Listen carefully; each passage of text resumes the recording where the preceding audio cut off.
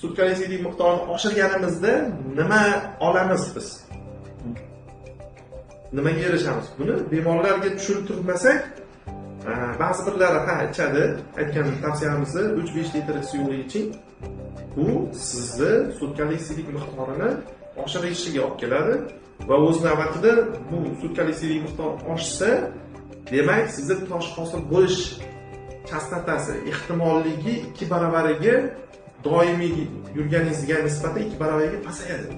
Normal insonlikka. Masalan, oldingi holatingizdagi suyuqlik ichib yursangiz, masalan, bir kunda 1,5 litr suv ichyapsiz, taxminan 900 litr siydik ajratasiz. Sizda tosh hosil bo'ldi. Siz risk gruppasidasiz, ya'ni tosh hosil bo'lish gruppasidasiz. Siz agar shunday davom etadigan bo'lsangiz, sizda tosh hosil bo'lish ehtimolligi taxminan oddiy holatda tosh tarkibiga e'tibor bermasdan holatda 28% gacha boradi, 26-28% gacha boradi. Ba'zi bir turdagi toshlar bor, 70-80% gacha takrorlanadi.